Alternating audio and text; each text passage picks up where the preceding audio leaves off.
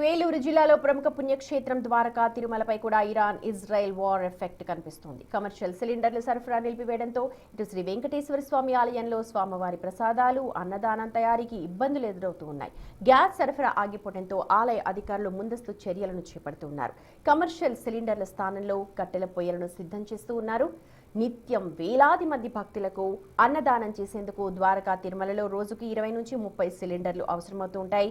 ఇప్పుడు commercial gas సిలిండర్ల సరఫరా నిలిచిపోవడంతో ప్రసాదాల తయారీ, నిత్య అన్నదానానికి అంతరాయం కలుగుతోంది. ప్రత్యామ్నాయ ఏర్పాట్లపై ఇప్పుడు అధికారులు ఫోకస్ చేశారు.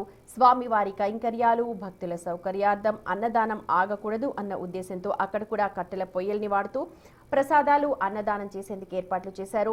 ఇప్పటికే కట్టెలను సైతం తెప్పించినట్లుగా ఆలయ ఈవో తెలిపారు. మొత్తం గ్యాస్ సరఫరా నిలిచిపోయినా సరే స్వామివారి కైంకర్యాలకు ఎలాంటి ఇబ్బందులు లేకుండా చూస్తాము అంటున్నారు ఆలయ ఈవో భద్రాజీ. మేము ప్లాన్డ్గా వాళ్ళతోటి మీటింగ్లు పెట్టుకుని దాని ప్రత్యామ్నాయ ఏర్పాట్లు కూడా మేము చేయటం జరుగుతుంది. ప్రస్తుతం ఏంటంటే గ్యాస్ ద్వారాగా స్టీమ్ పెట్టి స్టీమ్ని జనరేట్ చేసుకుని స్టీమ్ ద్వారాగా అన్నదానానికి వినియోగానికి మేము ఉపయోగించడం జరుగుతుంది. గ్యాస్ సిలిండర్లతో ప్రసాద వినియోగాలు కూడా చేయటం జరుగుతుంది, తయారు చేయటం. అది మళ్ళీ ప్రస్తుతం ఏం చేస్తామంటే మేము అనుకునేది ఏంటంటే ఒకవేళ గ్యాస్ ఏమైనా స్కెర్సిటీ వచ్చిన పరిస్థితుల్లో కట్టెలను వాడుకొని కట్టెల ద్వారాగా స్టీమ్ జనరేట్ చేసుకుని స్టీమ్ ద్వారాగా అన్నదానం అన్న ప్రసాదాలన్నీ తయారు చేయడానికి స్టీమ్ మామూలుగా ప్రసాదాలకు మట్టికి కట్టెలు పోయి వాడుకుంటా కూడా మేము ప్రత్యేకత మాకు సప్లై అనేది ఆగిపోతే కనుక భక్తులకు ఎటువంటి ఇబ్బంది కలగకుండా ఉన్నందుకు అన్ని ఏర్పాట్లు కూడా మేము మా ఉన్నతాధికారుల ఆదేశాల ప్రకారం ఈ విషయంలో కూడా ఉన్నతాధికారులు మాకు దిశానిర్దేశం కూడా చేయటం జరిగింది. అలాగే మన యాజమాన్యం కూడా దీని మీద రోజు నిరంతరం కూడా వాళ్ళతో చర్చిస్తున్నారు.